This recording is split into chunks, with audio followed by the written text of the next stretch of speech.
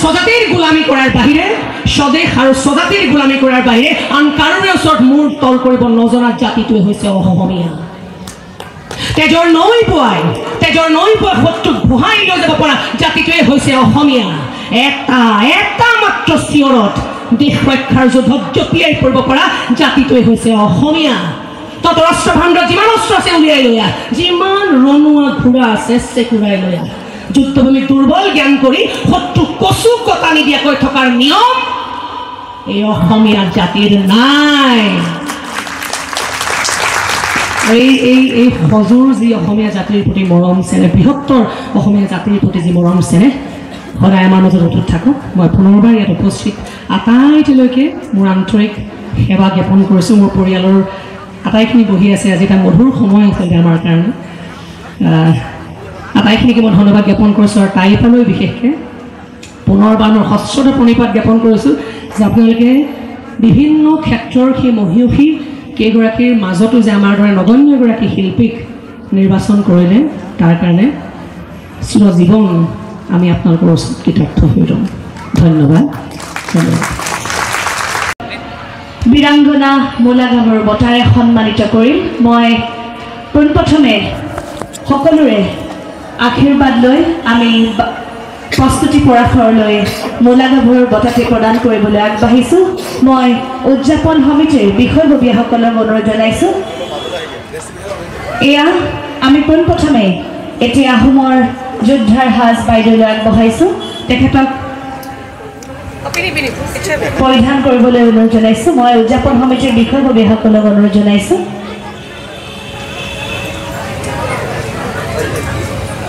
আজি চৰাইদেউবাসীৰ বাবে এক সুন্দৰ মুহূৰ্তৰ ক্ষণ আমি এগৰাকী অসমৰ বিশিষ্ট অভিনেত্ৰী মান্নান প্ৰস্তুতি পৰাশৰৰ বীৰাংগনা মোলাগাভৰুৰ বঁটাৰে সন্মানিত কৰিবলৈ পাই আমি আনন্দিত হৈছোঁ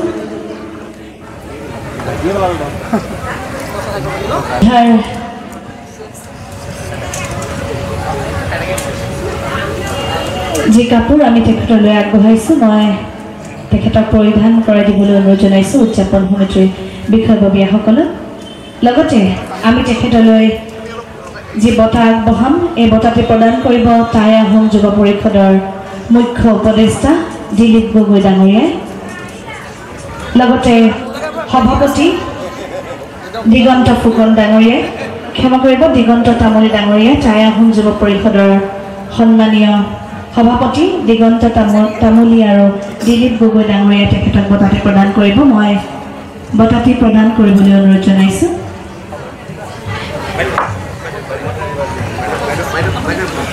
বীৰাংগনা মোলাগাভৰুৰ বঁটা মই তেখেতলৈ আগবঢ়াবলৈ অনুৰোধ জনাইছোঁ মই সকলোকে হাত চাপৰি বজাবলৈ অনুৰোধ জনাইছোঁ লগতে এখনি সম্বৰ্ধনা পত্ৰ তেখেতলৈ আগবঢ়াব বিচাৰিছোঁ লগতে এখনি হেংদাং মই উদযাপন সমিতিৰ ব্যৱস্থাপক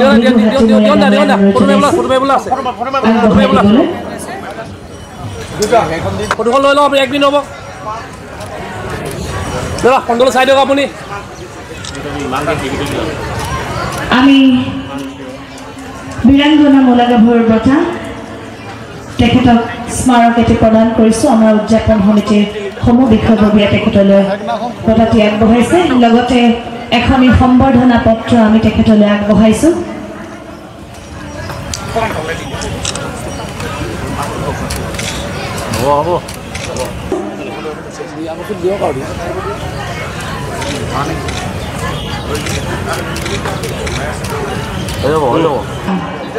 বীৰাংগনা মোলাগাভৰুৰ আজি যি বিশেষ আমি আমন্ত্ৰণ জনাইছিলোঁ এয়া বিশিষ্ট অভিনেত্ৰী প্ৰস্তুতি পৰাশৰ আমি তেখেতক বীৰাংগনা মোলাগাভৰুৰ বঁটাৰে সন্মানিত কৰিছোঁ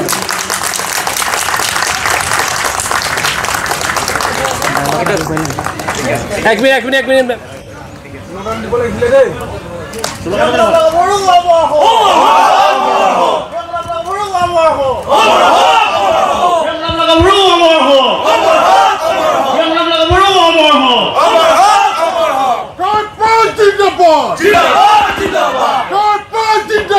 Zindabad!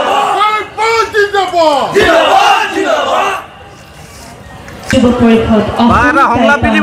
চৰাইদেউ জিলা সমিতিৰ টাইপাৰ সমূহ বৃহত্তৰ পৰিয়ালবৃন্দলৈ মোৰ আন্তৰিক ধন্যবাদ জ্ঞাপন কৰিছোঁ অসমীয়া দৰ্শকক ধন্যবাদ জ্ঞাপন কৰিছোঁ আৰু এনেধৰণৰ বিশেষ অনুষ্ঠানসমূহৰ পৰা যেতিয়া এটা স্বীকৃতি পোৱা যায় আটাইতকৈ ডাঙৰ অনুপ্ৰেৰণা হৈ ৰয় শক্তি হৈ ৰয় সাহস হৈ ৰয় মূলা গাভৰু নামটোৱে বহন কৰি আহিছে স্বদেশ স্বজাতিৰ প্ৰতি প্ৰেম দেশ প্ৰেম তেওঁৰ চানেকি যদি আমি সেই নামটোৰ বিশ্লেষণ কৰোঁ তেন্তে কেৱল দেশপ্ৰেম নহয় তেওঁৰ আছিল কৰ্ম কৰ্তব্য আৰু দায়িত্বৰ প্ৰতি তুষাৰ চেতনাবোধ এগৰাকী পত্নী হিচাপে নিজৰ স্বামীক একে ৰাতিৰ ভিতৰত কবচ তৈয়াৰ কৰি দিব নোৱাৰাৰ যি বিবেক দংশনত তেওঁ ভুগিছিল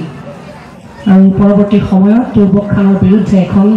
জেহাদ ঘোষণা কৰি নাৰী শক্তিৰ প্ৰথমটো নিদৰ্শন দেখুৱাইছিল আহোম সাম্ৰাজ্যত বীৰাংগনা মূলা গাভৰুৱে আৰু সেই তাৰেই চানেকি আমি আজিৰ সময়ৰ প্ৰতিগৰাকী অসমীয়া নাৰীয়ে তেওঁৰ পদাঙ্কনত খোজকাঢ়িবলৈ আমি চেষ্টা কৰি আহিছোঁ অসম আন্দোলনৰ আটাইতকৈ জনপ্ৰিয় শ্লোগান আছিল কোনে কয় মূলা নাই হাজাৰ মূলা আগুৱাই আৰু সঁচা অৰ্থত অসমখনত বিভিন্ন সময়ত হাজাৰগৰাকী মূলা গাভৰুকে আগবাঢ়ি আহিছে আমাক পথ দেখুৱাবলৈ সমাজখনক সংস্কাৰ কৰিবলৈ তেনেধৰণৰ এগৰাকী নাম ল'ব লাগিব চন্দ্ৰপ্ৰভা শইকীয়া বাইদেউ শিক্ষাৰ ক্ষেত্ৰত নাৰীৰ শিক্ষাৰ ক্ষেত্ৰত তেওঁ যি পদক্ষেপ লৈছে সিদিনাই সমাজৰ কুসংস্কাৰ বা ৰক্ষণশীল সমাজখনৰ বিৰুদ্ধে আমি সদায় স্মৰণ কৰি থাকিম আমাৰ দৰে হাজাৰগৰাকী অভিনেত্ৰীৰ কাৰণে এটা পথ প্ৰশস্ত কৰিছিলে আইদেউ সন্দিকৈ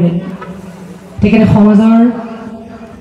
বিভিন্ন বাধা নেওচি প্ৰথম অসমীয়া বোলছবিত অভিনয় কৰিছিলে সেয়া লাগিলে ধীৰা চলিহা বাইদেউ হওক হাজৰিকা বাইদেউ হওক যিগৰাকী প্ৰথম অসমীয়া পাইলট আছিলে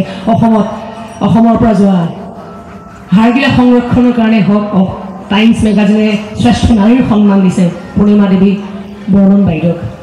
প্ৰথম অসমীয়া IAS আছিলে পাৰুল দেৱী দাস বাইদেউ হিমা দাসৰ কথা আমি ক'বই লাগিব লাভলীনাৰ কথা ক'বই লাগিব লন ব্লট নয়নমণিৰ কথা ক'বই লাগিব এই সকলোজনে প্ৰমাণ কৰা নাই যে এটা জীৱন্ত উদাহৰণ যে হাজাৰগৰাকী মূলা সঁচা অৰ্থত অসমত আগুৱাই আগুৱাই আহি আছে কিন্তু মূলা গাভৰুৱে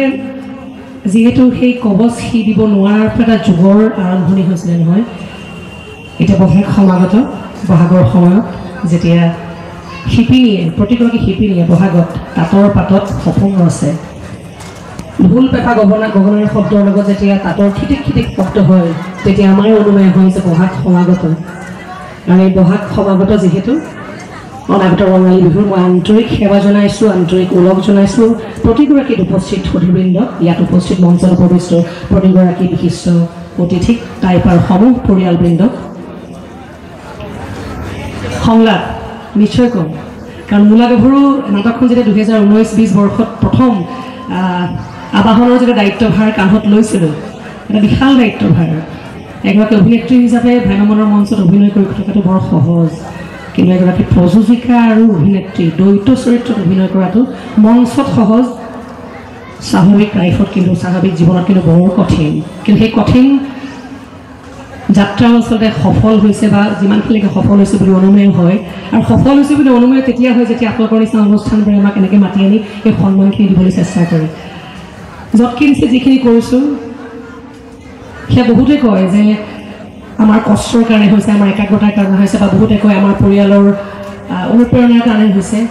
কিন্তু আমি একেলগে স্বীকাৰ কৰিব লাগিব এইখিনি সম্ভৱ হৈছে কেৱল অসমীয়া দৰ্শকৰ আৱেগৰ কাৰণে কেৱল অসমীয়া দৰ্শকৰ মৰম চেনেহৰ কাৰণে কেৱল অসমীয়া দৰ্শকৰ আশীৰ্বাদৰ কাৰণে আৰু এগৰাকী সৃষ্টিশীল কৰ্মত জড়িত হৈ থকা ব্যক্তি হিচাপে প্ৰতিনিয়ত প্ৰতি মুহূৰ্তত এটা ঈশ্বৰৰ ওচৰত প্ৰাৰ্থনা জনাওঁ যে মৰম যেন সদায় অটুট থাকে এই আশীৰ্বাদ যেন সদায় অটুট থাকে এই অনুপ্ৰেৰণা যেন সদায় অটুট থাকে কাৰণ এই অনুপ্ৰেৰণাৰ ঊৰ্ধত পৃথিৱীত কোনো সম্পদ নাই এই সম্পদ অপৰিসীম আজি আপোনালোকে মোক যি অনুপ্ৰেৰণা দিলে সেই অনুপ্ৰেৰণা মোৰ কাৰণে এই সম্পদ অপৰিসীম চিৰজীৱন আমৰণ এই মুহূৰ্তটো মোৰ কাৰণে সদায় কাৰণে জিলিকি ৰৈ থাকিব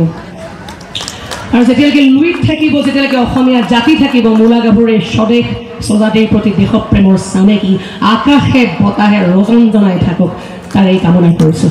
আৰু হাজাৰগৰাকী মূলা গাভৰু আগুৱাই আহক অসমখনক আগুৱাই লৈ যাবলৈ বিশ্ব দৰবাৰত অসমক প্ৰতিষ্ঠা কৰিবলৈ সংলাপ এটা কওঁ নহয় এতিয়া যিহেতু মূলা গাভৰু নাটকখন 2019-20 বৰ্ষত কৰিছিলোঁ সেই চৰিত্ৰটো আচলতে কৰিবলৈ যাওঁতে এটা যেন বেলেগ জীৱন পাইছিলোঁ যেন কাৰণ সেই চৰিত্ৰটোৰ এনে কিছু শক্তি অনুভৱ কৰিছিলোঁ সংলাপৰ যোগেদি যেতিয়া তুৰুক খানে আহি মূলা গাভৰু আৰু তেওঁৰ স্বামী তেওঁলোকৰ আগত আহোম সাম্ৰাজ্য নিঃশেষ কৰি পেলাম, আহোম সাম্ৰাজ্যক গোলাম কৰি পেলাম বুলি যেতিয়া অট্টহাস্য কৰি কৈ গৈছিলহি, তেতিয়া মূলা গাভৰুৱে কৈছিলে স্বদেশ আৰু স্বজাতিৰ গোলামী কৰাৰ বাহিৰে,